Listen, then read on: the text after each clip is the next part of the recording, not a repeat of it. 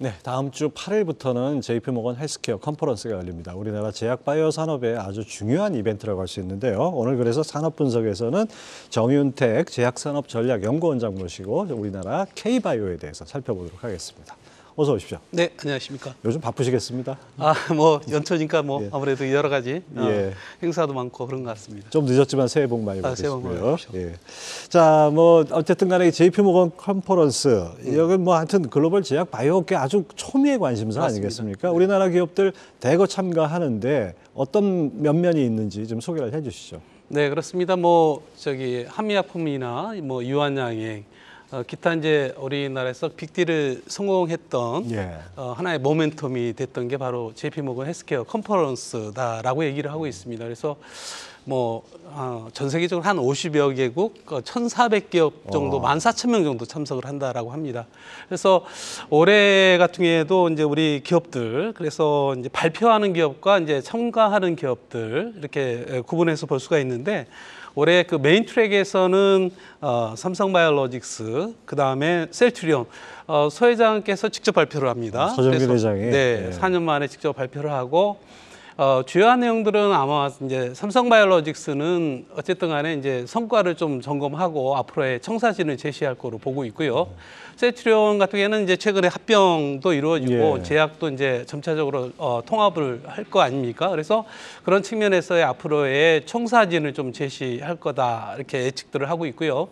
그다음에 아시아 태평양 트랙에서는 지금 보면 기본적으로 보면 이제 유한양행, SK바이오팜, 그다음에 롯데바이오로직스, 그다음에 또 특이하게 이제 카카오 헬스케어 예. 참여를 합니다. 그래서 각각의 이제 특징들을 파이프라인을 가지고 발표를 할 거로 예상하고요. 그리고 또 JP모건 헬스케어와 또 부대 행사가 있습니다. 그 부대 행사가 바이오텍 쇼케이스라고 하는데 예. 거기서도 몇몇 기업들이 또 발표를 하고 참석을 해서 파트너링이 이어질 거로 예측하고 있고요. 그래서 총 한 37개 정도 예. 기업들이 참여하지 않겠나 이렇게 보고 있습니다. 공식 발표하는 6개 회사뿐이 아니고 그 쇼케이스, 그러니까 진열장을 펼쳐놓고 네, 거기서 발표도 하고. 예, 그래서 이제 빅파마들하고 제휴도 하고 이런 맞습니다. 것들이 이루어질 수 있는 교류회도 거죠. 하고. 네. 그래서 정말 기대가 큰데 작년에는 이제 이 JP모건 컨퍼런스 화두가 ADC, 이른바 항체 약물 접합제 아니었습니까? 항암제 분야에서는 이제 아주 떠오르는 분야로 각광받는데 이 ADC 기술이 어떤 건지 좀 간단히 소개를 해주시죠. 기본적으로 이제 항체를 지금 항체 치료제가 이제 예. 바이오시밀러 대체. 예, ADC 이거는 저희 한지원 캐스터가 준비를 했다고 합니다. 네네네. 한지원 캐스터 전해주시죠. 네, 최근 제약 바이오 섹터가 다시 들썩이고 있는 가운데 질환으로는 비만이 제약업계의 핫 이슈였다면 기술 플랫폼 면에서는 ADC가 두드러졌습니다. 그렇다면 ADC가 정확히 어떤 원리로 작용하고 어떤 개념인 건지 자세하게 짚어보도록 하겠습니다. 네, 안티바디 드러그 컨주게이트, 이렇게 줄여서 앞글자를 따서 ADC입니다. 좀 더 자세하게 살펴보시면 암세포를 찾는 항체에 특정 암세포 항원 단백질을 타깃하는 독성 약물을 링커로 연결시킨 플랫폼, 이렇게 정의해 볼 수 있겠는데요. 기존 항암제와 달리 주변 정상세포들을 손상시키지 않고 유도 미사일처럼 표적 종양을 공격하는 효과적인 치료 방식입니다. 즉, 암을 정밀 타격하는 크루즈 미사일로 또 불리는데요. 사진을 통해서 좀 더 자세하게 살펴보도록 하겠습니다. ADC는 항체의 암세포를 공격할 수 있는 페이로드, 즉 독성 물질을 결합한 의약품입니다. 구성 요소로는 이렇게 항체, 링커, 독성 약물이 되겠는데요. 여기 보시는 이렇게 항체에 독성 약물을 결합한 이런 구조입니다. 항체에 또 다른 약물을 결합시켜서 이중 치료 효과를 누리는 건데요. 항체가 먼저 공격하고 세포 독성 약물이 두 번째로 공격하는 구조입니다. ADC는 세포 독성 약물을 결합해서 항체가 이 세포 독성 약물을 끌고 표적인 암세포 안으로 끌고 가는 건데요. 항체가 일종의 안내자 역할을 하고 암세포만 표적을 해서 달라붙기 때문에 암세포만 특이적으로 공격하는 특징을 갖고 있고요. 세포 독성 물질이 암세포 안에서만 방출될 수 있도록 설계가 되어 있습니다. 이처럼 ADC는 좀 복합체이기 때문에 각각 구성 요소에 대한 주요 기술을 모두 갖춘 기업은 없습니다. 그만큼 기업 간의 공동 연구가 필수적인 영역인데요. 그렇기 때문에 많은 딜이 지속적으로 나올 것으로 예상된다고 합니다. 실제로 국내외 제약 바이오 기업들은 앞다퉈서 관련 기술을 고도화하고 인수합병, 기술 수출에 적극적인 행보를 보이고 있죠. 크게 이렇게 4기업으로 나눠볼 수 있겠는데요. 동아 ST와 삼성 바이오로직스, 피노 테크노바이오, 셀트리온 이렇게 크게 4기업을 꼽아볼 수 있겠습니다. 관련 시장 규모는 앞으로도 급격히 증가할 것으로 보이는 만큼 계속해서 관련된 뉴스와 기업들 체크해 보셔야겠습니다. 네, 역시 ADC에 대한 관심 아주 지대한데요. 이번 행사에서도 ADC 주목할 것이다. 뭐 이런 얘기도 있고 또 작년에 이제 하반기에 많이 관심을 모았던 비만 치료제가 네. 화두가 될 것이다. 네. 이번 그 JP모건 헬스케어 컨퍼런스에서는 어떤 게 화두가 될까요?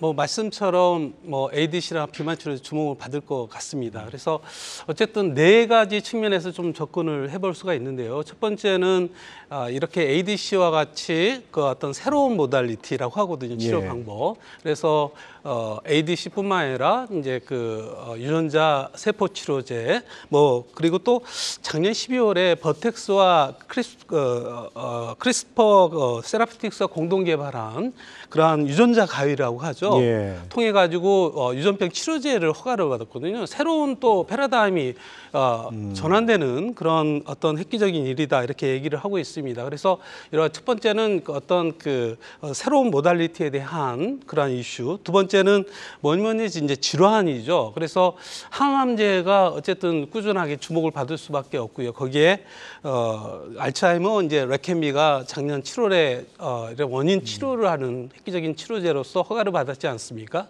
거기에 이제 당뇨병과 함께 연계된 그 릴라이딜리의 잭바운드 이게 또 상당히 또 주목을 받고 그 관련된 기술들도 계속해서 관심을 갖지 않을까라는 생각이 듭니다. 세 번째는 디지털 헬스케어 분야입니다. 미국에서 이제 바이든 대통령께서 소위 그 문샷 캔서를 통해서 향후 25년 암 사망률을 50%로 이제 줄이겠다 이렇게 발표하면서 어떤 진단과 함께 디지털 헬스케어 부분이 굉장히 또 주목을 받고 있습니다. 네. 우리나라의 룬이 또 거기에 참여 기업 중에 하나고요. 그다음에 이제 마지막으로 M&A입니다. 뭐 최근에 그 어떤 글로벌 금융에 대한 유동성 그런 위축 등 그 위기를 극복하기 위해서 이제 사업 다각화 뭐 이런 예. 측면에서 작년에 이제 최대 M&A 딜이 이루어졌거든요.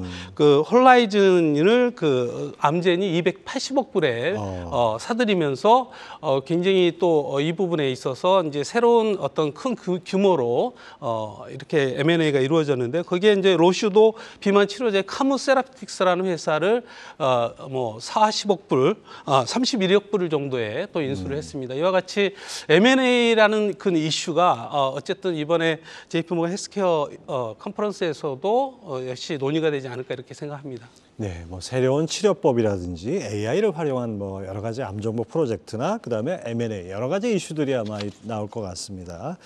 자, 그리고 세계적으로 이제 비만 치료제 열풍이 불면서 이 국내 제약 바이오 기업들 뭐 열심히 이제 뛰어들고 있는데 아마 시장 규모로 따지면 비만 치료제가 세계에서 가장 큰 분야가 아닐까 싶어요. 근데 이제 워낙 글로벌 빅파마들이 또 앞서가니까 네. 우리 후발주자로서 얼마나 따라갈 수 있을까 이런 회의적인 시각도 있는데 그 어떻게 보십니까? 비만 치료제는 어떻게 보면은 어떤 과거에는 뭐 질환이라기보다는 어떤 피부 미용 뭐 이런 쪽에 좀 인식이 예. 됐는데 사실 비만이 모든 병의 근원이 된다 이렇게 그렇죠. 얘기를 하죠. 네. 특히 심혈관 쪽에 상당히 또 비만으로서 그런 질환을 해서 이제 사망률을 높이는 그런 측면에서 이제 주목을 해야 되는데요. 과거에도 뭐 리덕틸이라든가 제네카이라는 약물이 있었지만은 부작용이 심해서 시장에서 퇴출이 됐거든요. 예. 그 이후에 어떤 변화를 일으킨 게 소위 그 삭센다라고 노보노디스크 덴마크 아주 예. 혁신 기업인데 그쪽에서 이제 개발한 삭센다가 있었고 그 다음에 그 이어서 버전 2가 이제 위비고 역시 노보노디스크 그래서 시장을 삭센다 위비고가 거의 장악을 해 왔습니다. 그러다가 작년에 또 릴라이딜리가 잭바운드로 이제 그 비만 치료제로 허가를 받으면서 굉장히 이제 주가에서도 보면은 전통적 잔슨앤잔슨이 전 세계 1위 업체였었는데 시가총액에서요. 그런데 이 잭바운더의 영향에 미쳐서 1위로 이제 급부상을 했습니다. 그래서 이제 후발주자라고 하지만은 어쨌든 간에 그 좀 비교를 좀 해보면 이제 가격과 얼마만큼 치료 효과가 있느냐 그리고 또 제형이 아무래도 이제 항체 치료제다 보니까 주사제로 예. 자가로 맞아야 됩니다. 이제 이런 측면에서 이제 가격적인 측면에서 보면은 싹센다가 한 7만에서 15만 원 월에 그다음에 위고가 한 176만 원. 위고비죠. 예, 위고비가 이제 176만 원, 잭파운드가 137만 원 정도에 하는데 이제 잭파운드는 어쨌든 그 위고보다 조금 좀 저렴하게 한 25% 정도 가격이 저렴한 가격으로 공급할 것으로 예측을 하고 있고요. 그러니까 효과가 높으니까 비싼 거죠, 상대적으로. 이제 보면은 위비고랑 이제 잭파운드를 비교를 해보면 좀 가격이 어떻게 보면은 잭파운드가 조금 더 저렴합니다. 그러면서도 치료 효과가 이제 보면은 저게 1년 또는 1년 반 정도 이렇게 임상 기간별로 조금 차이는 있긴 하지만 대략적으로 저런 정도의 어떤 살 빠짐 효과가 나타난다라고 하는데 어쨌든 일라이릴리가 잭파운드가 가장 좀 경쟁력이 있지 않을까 이렇게 생각합니다. 근데 후발주자 입장에서도 이제 로시의 선택도 있듯이 일주일에 한 번 주사를 맞는다든가 아니면 이게 주사제니까 아무래도 굉장히 불편하지 않겠습니까? 그렇죠. 이거를 이제 먹는 약으로 개발을 한다든가 이런 후발주자들이 또 기존에 있던 언맷 니즈를 미충족을 어떻게 해소할 거냐. 그리고 또 굉장히 고가인데 그거를 가격적으로 어떻게 저렴하게 공급할 거냐에 따라서 얼마든지 그 후발주자라도 기회가 있다 이렇게 생각하고요.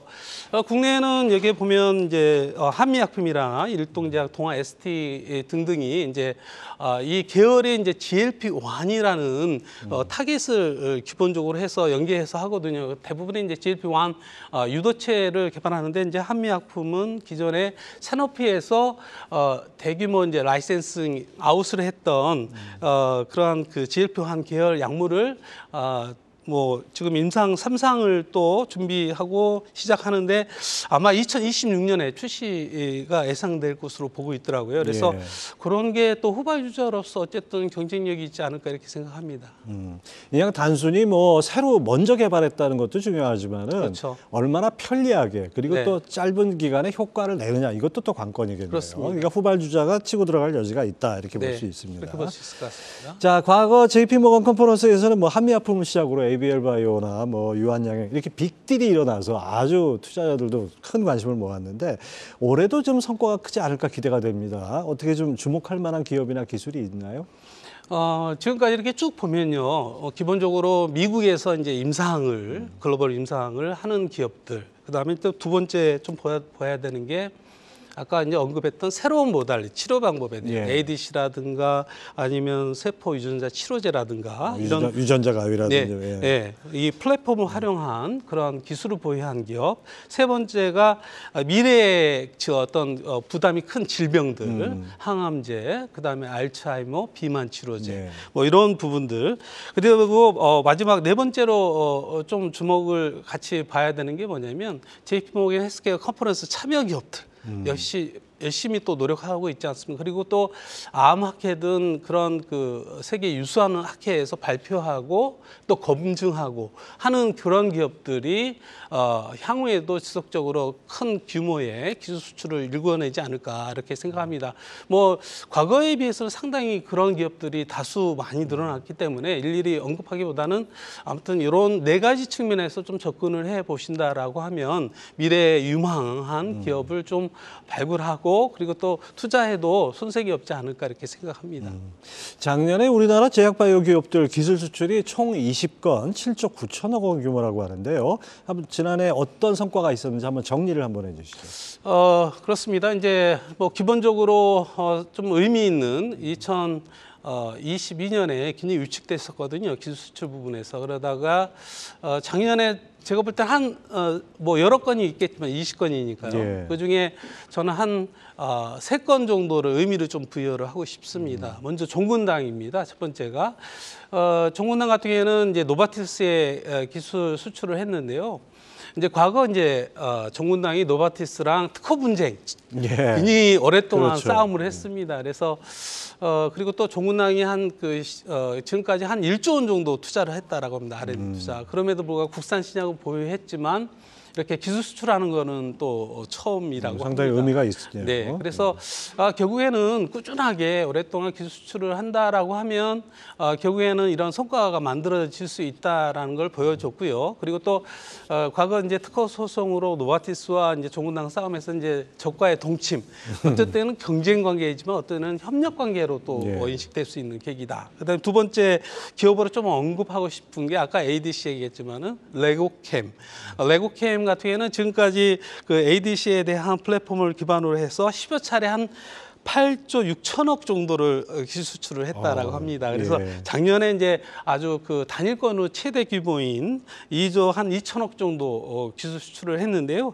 앞으로도 이런 플랫폼을 기반한 새로운 모달리티를 기반한 그러한 그 레고캠 같은 기업들이 상당히 좀 주목해 볼 필요성이 있지 않을까 이런 생각이 듭니다. 마지막으로 오름 세라피틱스입니다. 이제 잘 이제 상장 기업도 아니고 하다 보니까 처음 들어봅니다. 네, 맞습니다. 그런데 이 기업이 이제 BMS에 1억 8천만 불 정도 규모는 크지는 않지만 의미 있는 것이 뭐냐면 이런 계약금 업프런트 피가 1억 불을 받았습니다. 그래서 시적으로는 매각 형태인 거죠. 예. 그 파이프라인을. 그런데 이제 최근에 자금 유동성에서 벤처들 굉장히 어렵습니다. 그렇죠. 예, 이런 측면에서 보통은 라이센스 아웃할 계약금이 5%인지 10%인데 아주 이례적으로 상당 부분을 이러한 계약금으로 받았거든요. 그래서 이 출구 전략 또는 어떤 전략적인 측면에서 우리 바이오 벤처들이 오른 세라픽스와 같이 이런 정도의 딜을 통해서 자금을 확보하는 수단으로 하는 것이 또 하나의 방법 중에 하나이지 않을까라는 생각이 듭니다. 그래서 한 세 가지 측면에서 세 기업을 좀 의미를 부여하고 좀 해석을 해볼 수 있을 것 같습니다. 뭐 하여튼 월드컵에서 우리가 16강 들기 전까지는 1승도 어려웠는데 한번 올라가니까 그다음에 기대치가 높아지는 것처럼 올해도 이런 분위기가 이어질지 궁금합니다. 네, 2021년에 가장 정점을 이루었습니다. 34건에 14조 원. 그리고 2022년에 이제 15건 6조 원으로 그냥 글로벌 이제 금융에 대한 유동성이 워낙 같이 영향을 어려웠죠. 미쳤죠. 예. 그래서 굉장히 뭐 줄어드는 측면이 있었는데 작년에 이제 회복세로 들어섰습니다. 그래서 20건에 이제 거의 8조 원 정도 됐는데 이런 추세를 좀 감안을 한다라고 하면 이제 뭐 어쨌든 올해는 이보다 작년보다 더 좋은 그리고 또 2021년에 최고 정점에 이뤘던 14조에 근접한 아주 그 우수한 기술들이 딜이 확대되지 않을까 이렇게 생각합니다. 예, 하여튼 뭔가 이제 기대치가 점점 높아지니까 어느 정도 성과가 좀 나와야 기대가 충족될 것 같습니다. 자, 지난달 28일 이 통합 셀트리온이 정식 출범을 했습니다. 셀트리온이 셀트리온 헬스케어를 흡수 합병하면서 이제 뭐 글로벌 빅파마로 도약하는 어떤 비전을 갖고 있다고 하는데요. 증권사들은 어떻게 보고 있는지 한정원 캐스터가 정리해 드립니다. 통합 셀트리온에 대한 기대감이 커지고 있습니다. 셀트리온 측은 2030년까지 매출 목표 12조 원을 달성하겠다라는 계획도 내놨는데요. 합병하면 얻게 되는 효과는 어떤 것들인지 좀 더 자세하게 짚어보도록 하겠습니다. 먼저 셀트리온 합병 일정과 구조 변화부터 간단하게 짚어보겠습니다. 합병 기일은 28일이었고요. 신주 상장 예정일은 12일, 그러니까 오는 12일입니다. 구조 간단하게 살펴보시면 합병 전에는 이렇게 셀트리온 홀딩스 밑에 셀트리온과 셀트리온 헬스케어 이렇게 좀 분산이 되어 있었다면 합병 후에는 합병 법인이 출범을 하고요. 그 밑에 셀트리온 제약이 있는 겁니다. 그렇다면 셀트리온 그룹이 이렇게 합병함으로써 기대되는 효과들은 어떤 것들이 있을까요? 그간 꼬리표처럼 따라다니던 일감 몰아주기 혹은 매출 부풀리기 논란도 잠재울 수 있을 것으로 기대됩니다. 거래 구조가 단순화되면서 투명성 제고가 기대되고요. 또 이와 더불어서 원가율이 개선되면서 원가 경쟁력이 확보된다는 점, 마지막으로 합병 통합 재원으로 대규모 투자 가능성도 기대되고 있습니다. 차례대로 살펴보도록 하겠습니다. 기존의 셀트리온은 제품을 개발하고 생산해서 셀트리온 헬스케어에 납품할 때 이렇게 매출이 인식이 되는 구조였는데요. 셀트리온 헬스케어는 해당 제품 판매될 경우에 매출이 인식되는 이런 구조였습니다. 하지만 합병 후에는 제품 판매 매출로 통합이 되면서 수익 인식이 더 명료해진 건데요. 재고를 인식하는 기준이 바뀌면서 결과적으로는 원가 구조 개선으로 이어질 것으로 보입니다. 약 70%에 달하는 원가율이 합병 이후에는 40% 수준까지 낮아질 것으로 기대가 되는데요. 특히 낮아진 원가율을 바탕으로 주요 시장 진출을 확대하고 매출과 시장 점유율도 빠르게 높여나갈 것으로 보입니다. 또 셀트리온은 합병 이후 2030년까지 글로벌 신약 개발 회사로 도약하겠다라는 비전을 제시한 바 있죠. 셀트리온은 이전까지 양사로 분산되어 있던 자산을 통합해 대규모 자원을 확보했습니다. 이를 신약 파이프라인 개발이라든지 라이선스인 그리고 M&A, 디지털 헬스 등 신성장 동력 확보에 보다 적극적으로 투자할 수 있게 됐습니다. 증권가의 평가도 살펴볼까요? 우호적입니다. F&가이드에 따르면 증권사들이 제시한 지난해 셀트리온의 연간 매출 평균은 8,448억 원, 셀트리온 헬스케어는 1,813억 원이었는데요. 올해 통합 셀트리온의 연간 매출을 대신증권에서는 3조 6,723억 원, KB증권에서는 2조 6,919억 원을 예상을 했습니다. 또 최근에 내놓은 리포트들 내용 한번 살펴볼까요? 대부분의 증권사들이 목표가는 약 20만 원에서 21만 원 선을 제시했습니다. 먼저 KB증권에서는 유플라이마, 램시마 SC 등 바이오시밀러의 견조한 성장세가 예상된다는 점과 더불어서 이 합병에 대한 모멘텀을 포인트로 꼽았고요. 대신증권에서도 역시나 합병 기대감에 주목을 했습니다. 마지막으로 현대차증권에서는 ADC 신약 개발에 대한 모멘텀까지 추가로 이야기했습니다. 최근 들어 목표 주가를 올려잡는 등 기대감이 커지고 있는 셀트리온 그룹입니다. 12일이면 통합 출범하게 되는데 과연 올해는 주가에 날개를 달고 본격적인 성장을 이뤄낼 수 있을지 지켜보시죠. 네, 통합 셀트리온 시장의 기대가 큰 것 같습니다. 이 시너지 합병 후 시너지나 전망 어떻게 보십니까? 방금 전에 굉장히 자세하게 설명을 해주셨는데요. 그 전에 기본적으로 보면은 이제 내부 거래에 대한 예. 부정적인 시각이 있지 않습니까? 그래서 어떤 투명성 제고에 상당히 뭐랄까 개선이 되지 않을까 이렇게 생각하고요. 그 다음에 이제 기본적으로 덩치가 커지다 보니까 이제 주로 이제 해외 쪽에 공격적인 M&A를 적극적으로 하지 않을까. 예. 그리고 레키노나해서 코로나 치료제 이제 신약도 경험했지 않습니까? 예. 그전에 바이오시밀러에서 좀 더 ADC와 같은 어떤 한 차원 높은 신약 개발의 도전을 더 확대하지 않을까라는 생각이 듭니다. 또 한편으로는 또 이게 이제 최근에 보면은 이제 지배 구조상에 친인척들이 대거 포진을 합니다. 예. 리더십은 강해질지 몰라도 또 어떻게 보면 가족 경영에 대한 그런 또 부정적인 시각도 있거든요. 이제 이런 부분들을 어떻게 개선하고 셀트리온의 새로운 진가를 발휘할지. 특히 이제 앞으로 6개월 후에 이제 셀트리온 제약이 있지 않습니까? 또 합병하면 또 시너지가 날 거거든요. 예. 이제 이런 측면에서 한 단계 한 단계에 대한 측면에서 분명한 것은 대부분의 이제 증권사도 얘기했지만 긍정적인 효과거든요. 이제 이런 부분들을 세계 50대 제약 기업으로 이제 발돋움하면서 그 역할들을 해 나가지 않을까 뭐 이렇게 개인적으로 생각합니다. 정말 우리나라에서 빅파마들이 쏟아져 나오길 기대하겠습니다. 작년에는 이제 셀트리온의 램시마 피하 주사제나 그다음에 녹십자의 혈액 제제 이런 것들이 FDA의 승인을 받아서 아주 맞습니다. 주목을 받았는데 올해도 유한양의 HLB, HK 이노엔 여기 신약 대기하고 있다고요. 네. 이 전망을 어떻게 보십니까? 지금까지 2003년에 이제 LG 화학에서 팩티브로 최초 허가된 이래로 지금까지 7개가 미 FDA 신약으로 허가됐습니다. 그래서 조금 의외였던 부분들은 작년 12월 달에 녹십자가 한 10여 년 도전을 해서 그 알부민 그런 제제에 신약으로 이제 허가를 받았거든요. 올해 연초 정도가 되지 않을까라는데 그걸 좀 땡겨서 작년 12월에 허가를 받았습니다. 그래서 뭐 이런 측면에서 볼 때 우리 기업들도 이제 신약에 대한 경쟁력 뭐 이런 측면에서 굉장히 개선되고 있는데 그래도 뭐 가장 8호로 가장 근접한 게 아마 HLB가 신약 허가 신청한 레보세라닙이 가장 또 우선권이 있지 않을까라는 생각이 들고요. 그리고 또 유한양의 렉난자가 어쨌든 FDA 허가 신청 올해 할 거로 보고 있고요.